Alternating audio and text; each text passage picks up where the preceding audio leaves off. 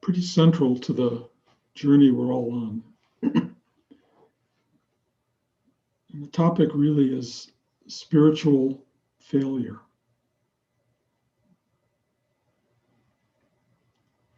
And what does that mean? How do we fail at this? How do we fail? Excuse me. How do we fail in life?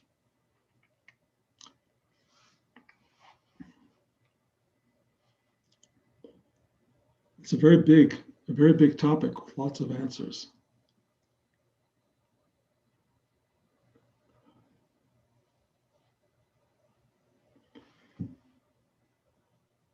I guess the big question is, what does spiritual success look like?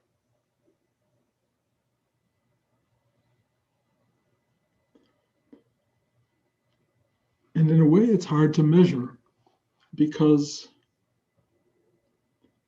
it's possible that true spiritual success is, in a sense, invisible to people. I would venture to say if you own your spiritual success, there's an element of failure in that. Walking around advertising your attainment begs the question of who is attained, who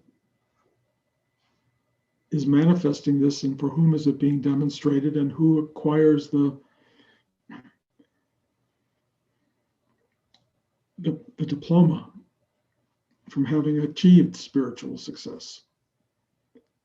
And the deeper versions of spiritual journeying is that one arrives at a place where the question perhaps doesn't come up at all, where there's no one to ask it, where you simply are what you are and who you are in some profoundly deep and authentic way.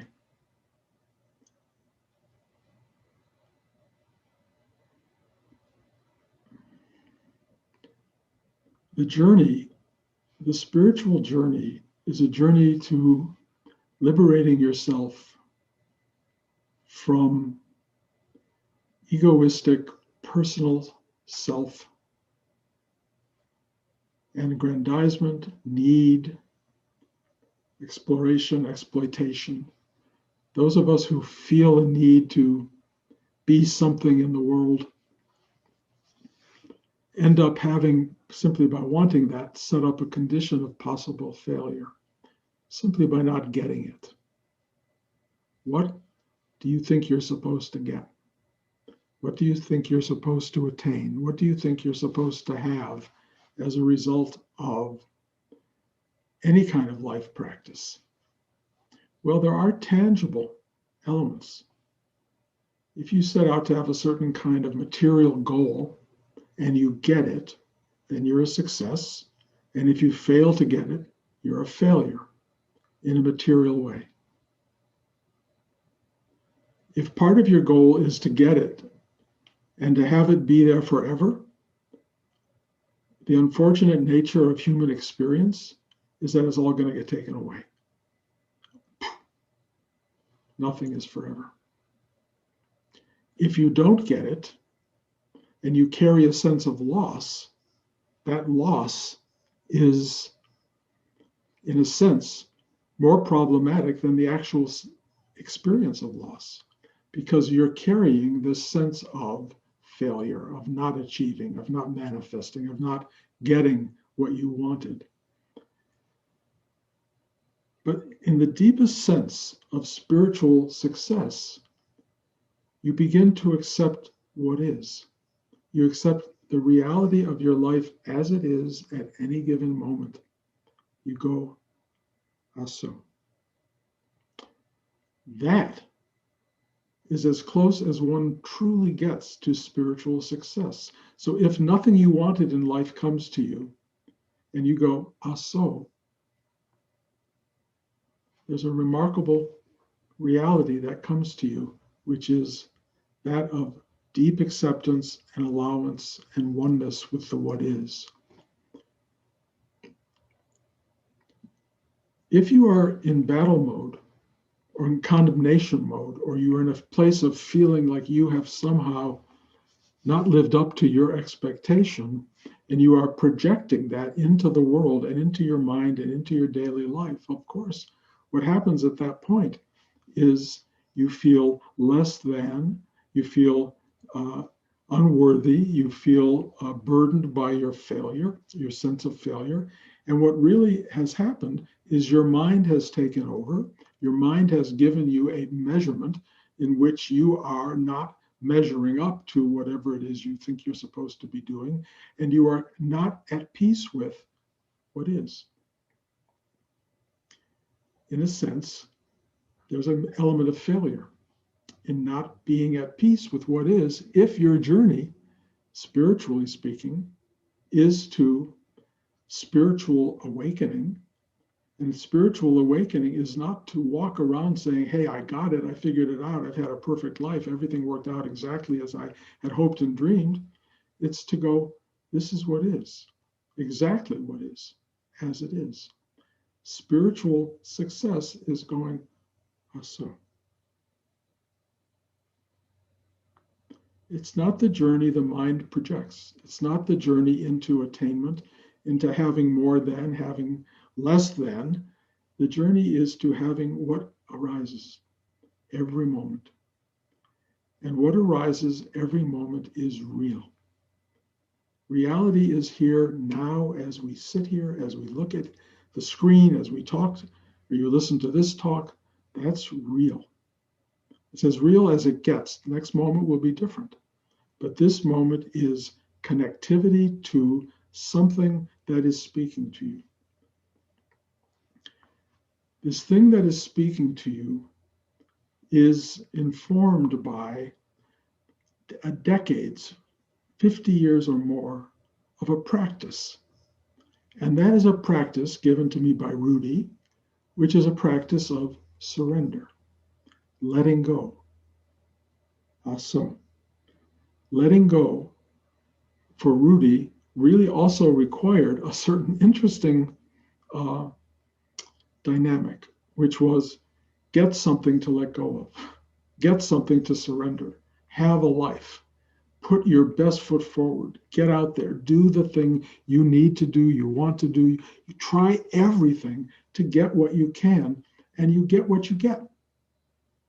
If you don't get everything, yes, then you may feel like a failure. If you really do get something, you may feel like a success. But what happens really in the end is you have to let go of the not getting and you have to let go of the getting. Surrender, surrender.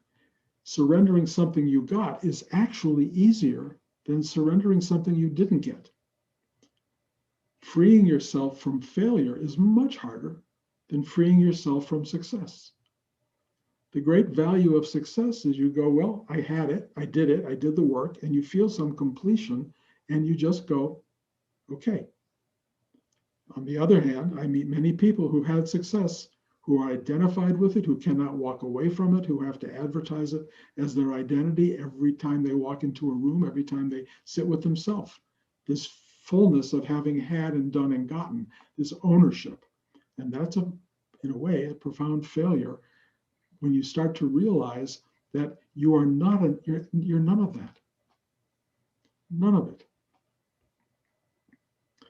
I have this image in my head of waves coming out of the ocean. And some waves crash out of the ocean. They go 40 feet high and they crash and they hit the rocks and they explode and they're dynamic and they're really beautiful. And then there are other waves that just kind of gently creep up onto the shore. There are waves that take down houses, and there are waves that do nothing more than fill a little hole that some kid dug on the beach and then recede back into the water. Is one wave more successful than another? Is one wave the big crashing wave, the successful wave that got somewhere and made itself known? And is the little wave that just goes up on the shore and comes back any less successful? Do you think the ocean cares? Do you think the ocean cares what kind of wave you make? The ocean is making waves all the time. We, in a way, are the oceanic waves. Some of us will, by the nature of the swells well beneath us, come into very big, prominent crashing. Some will have very small, very dynamic journeys into the world, will just touch the shore and recede. It's not up to us. And the real spiritual journey is saying, I am not the wave. I am the ocean. I am the ocean. And the ocean does what it must do. And we are whatever it chooses to do.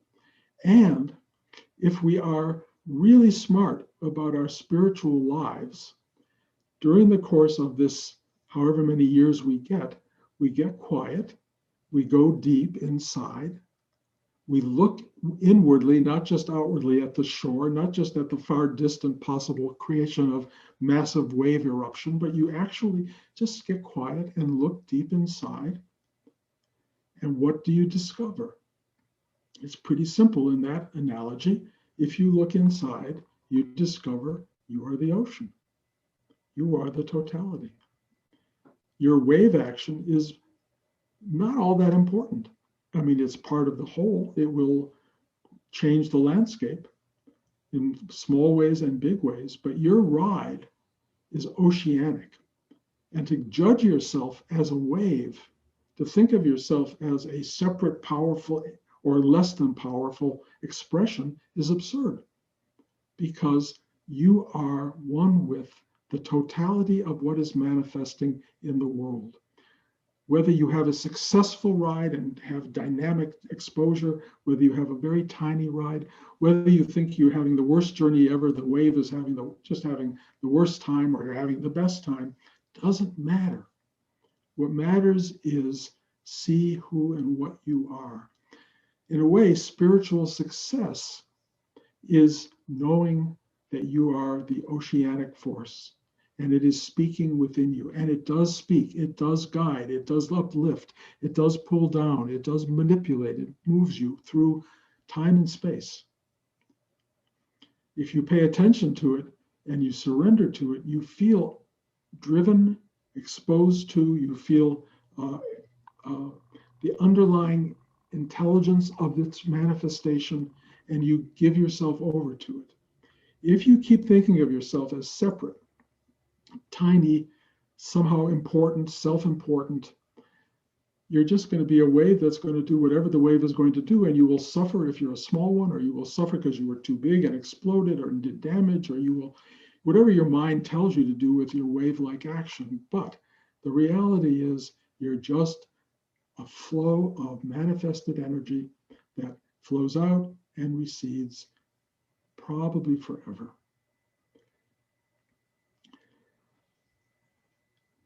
If you are in a state where people have been writing to me and telling me they are feeling like spiritual failures, that their life isn't really working, let me say something important. We are in a very difficult collective moment in the world. Maybe the world is always difficult in collective moments, but this is hitting us pretty universally. There's a lot going on, and we are getting to see a lot about what Buddha called human suffering. It is everywhere. It is all around us. People are suffering.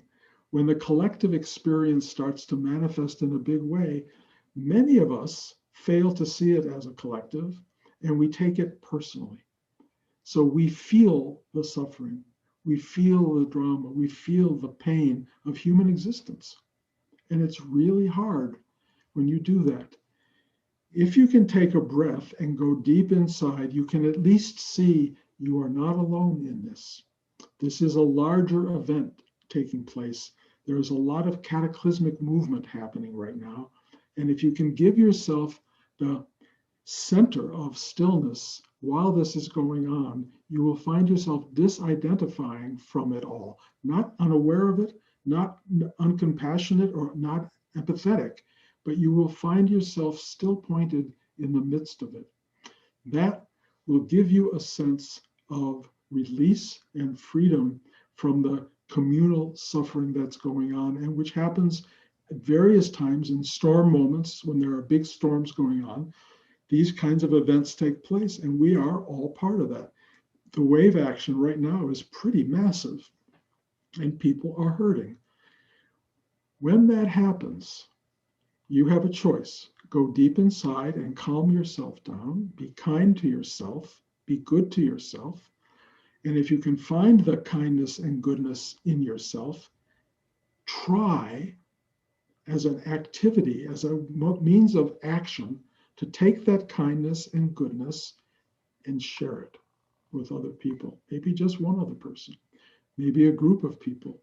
Reach out with the kindness and goodness that comes from the still pointed depths within you that rise up as a natural part of this deep inner awareness, and share it with other people as best you can. That, not to be selfish about it, but it has a return.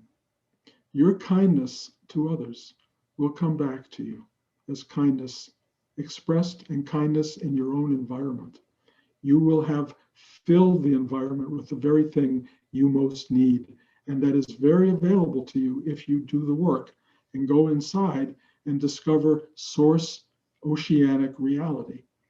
Source oceanic reality, cosmic consciousness, whatever you want to call it, is, I mean, I hate to say massive because it's also non-existent on some level. It's minuscule, it's everything, it's nothing, it's all the dichotomies, but it has certain components.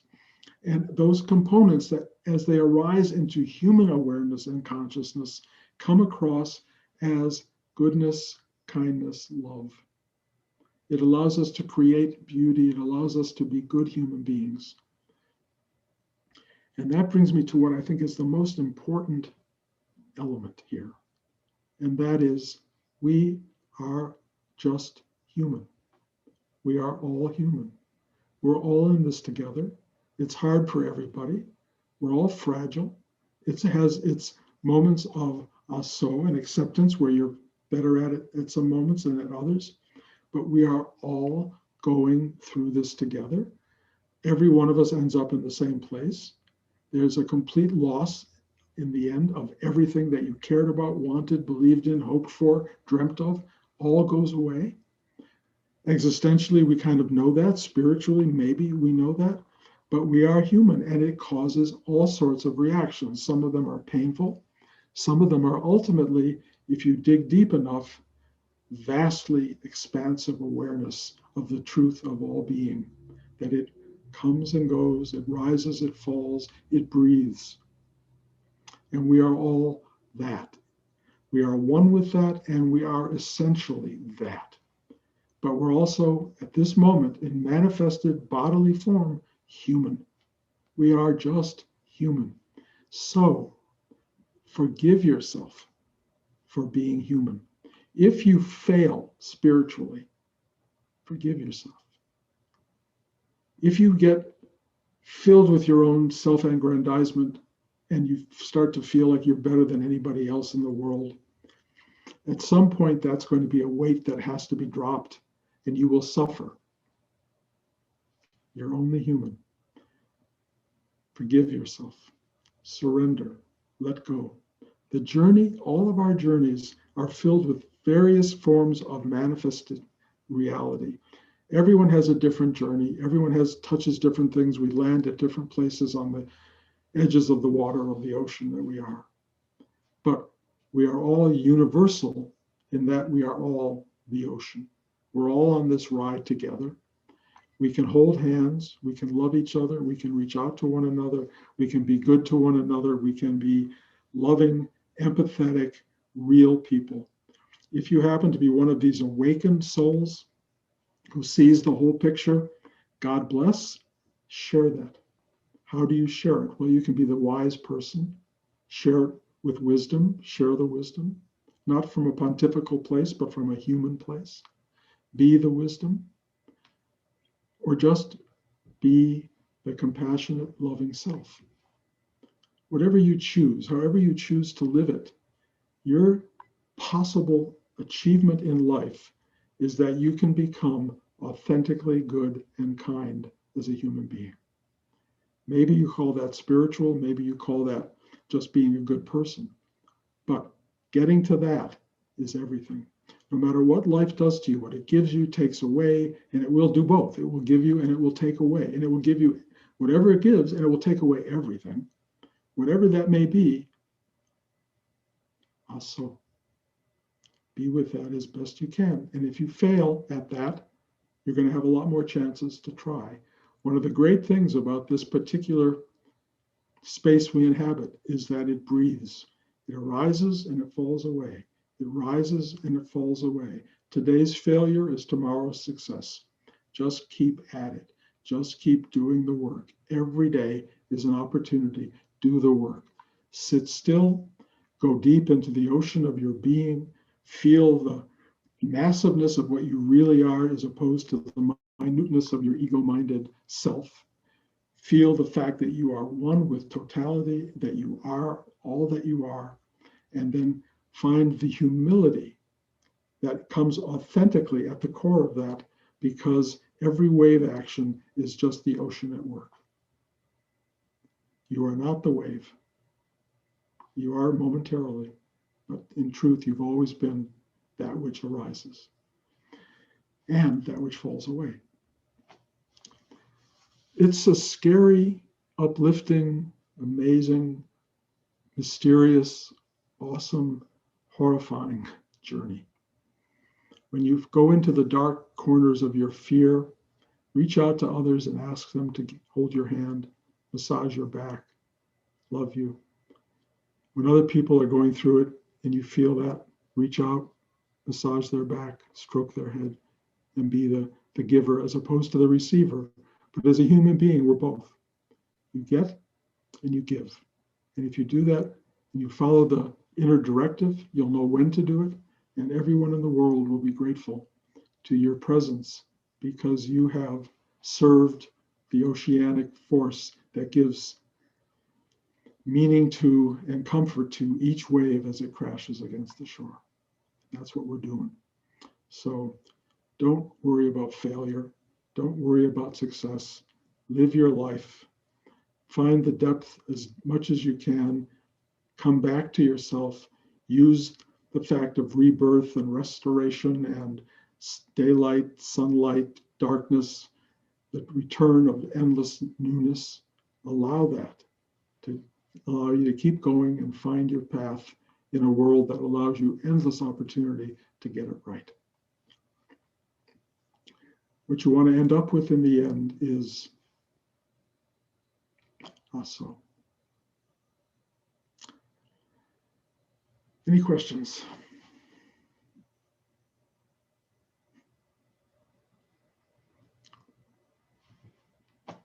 Okay. Bruce?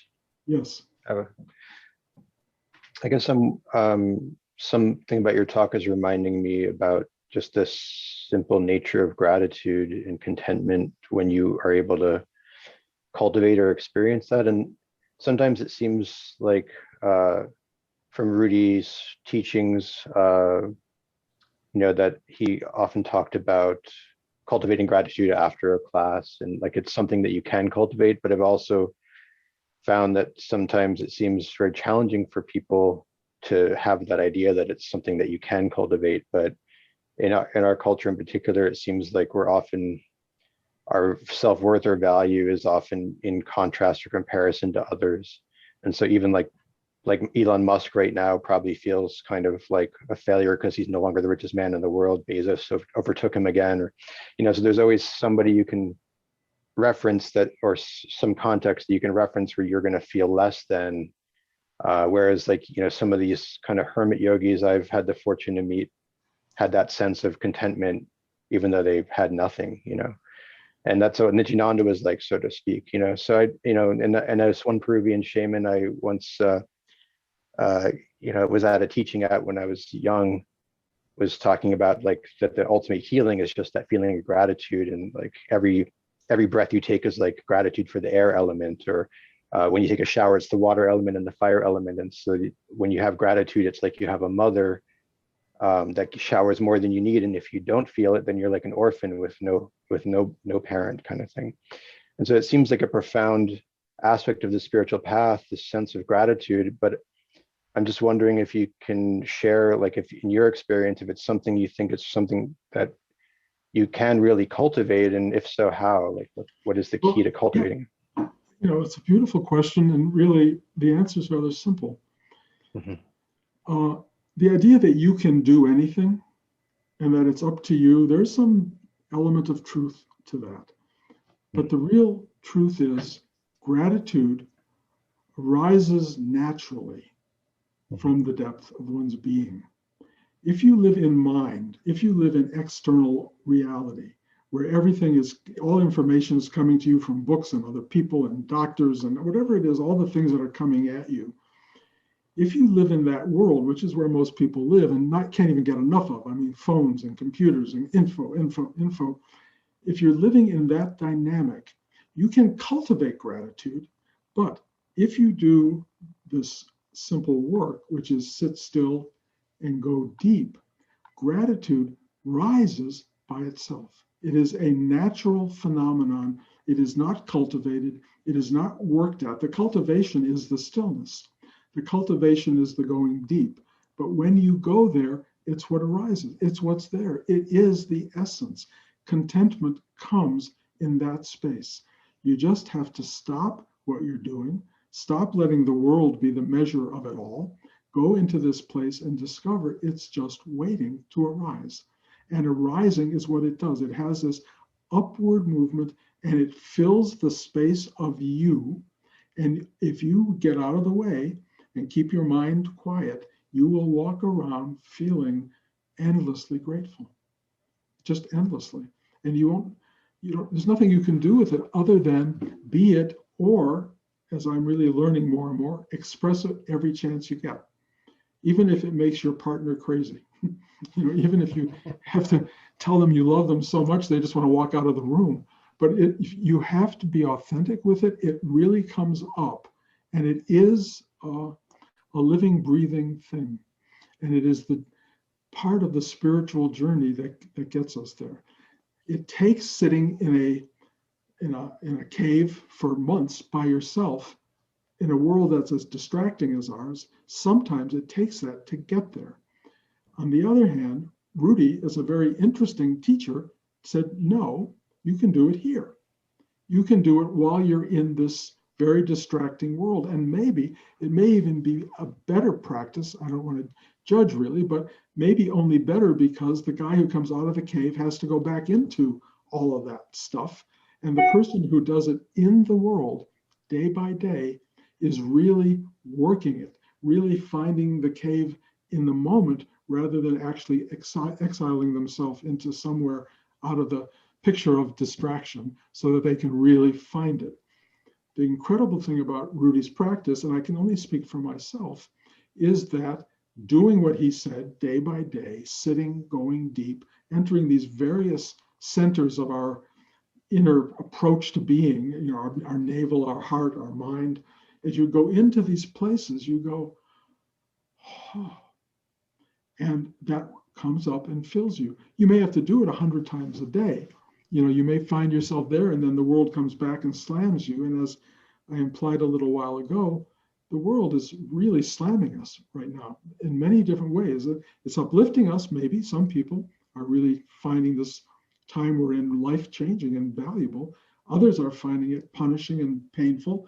And many people can't handle their pain and are inflicting their pain on other people. And it's kind of ugly out there. But you do not have to get caught in that. You have to be aware of it and then go, go deep and understand why it's important and meaningful to go into your core being and just sit there and find this thing that goes, wow, wow. And it can happen no matter what is going on, no matter what's happening. Everything in your life's falling apart. This deep central place is always wow. And when it comes up as a wow, your reaction to it will be profound gratitude. That's all I know. Love and gratitude and goodness and kindness. I'm using all the simple phrases, but it really, really comes down to that. So You're completely right about what you're saying. I'm just saying, trying to cultivate that in the external mostly really means sit and meditate, go deep. That's how you cultivate it. Let the roots go down, water it every so often, and watch what comes up.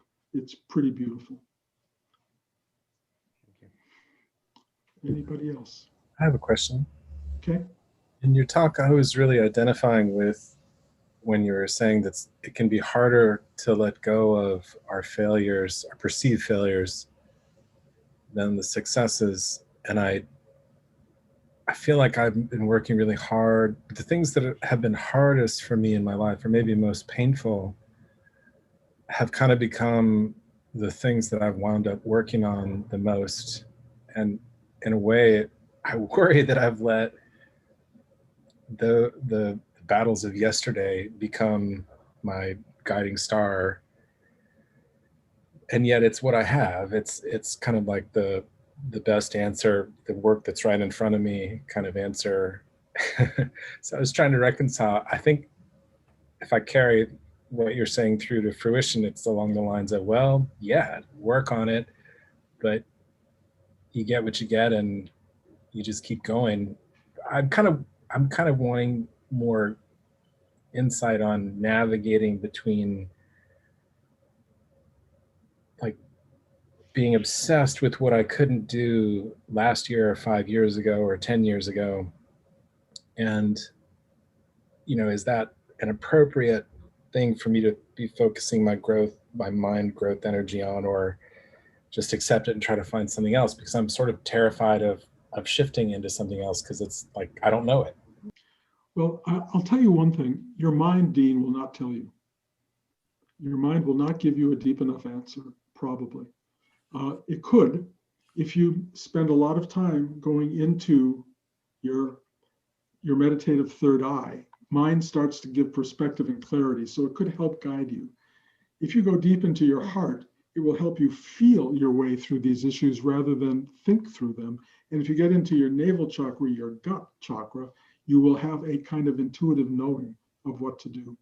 And it will tell you, yes, put your attention here, drop all the rest. Forget that. You will know it as a certainty. And as you know it, you will find your path. And my experience, and I talk about it a lot, is the internal GPS. There is a GPS, if you get quiet enough, that just says this way, not that way, this way. It goes, yep, yep, yep, nope, nope, yep, okay, right, turn. And you just follow that. It is amazing, amazing how brilliant it is. And if you get no directive at all, my understanding, I don't know if it's true, but my understanding is no directive, doesn't matter which way you go. But if you go deep and you get directive, you best pay attention. Because if you don't pay attention, there's a lot of crashing noises and a lot of stuff gets damaged.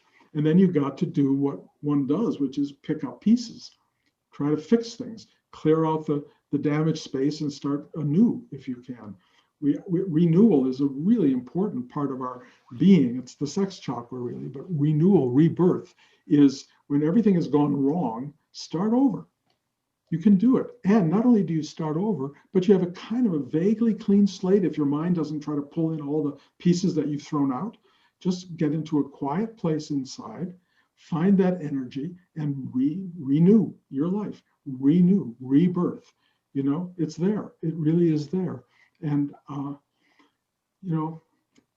find a restorative space. It can be external, it can be internal, or both, where you can just go and be quiet and watch what it does. It will inform you what to do. And if you listen and you pay attention from any point in your life, no matter how much of a mess has been made, if you go back to that place, it will say, okay, now do this, do that, do this, do that. If your mind starts to come in and yell at that directive, the directive will get very quiet. It will disappear and you can make a whole other mess again based on whatever your inclinations are.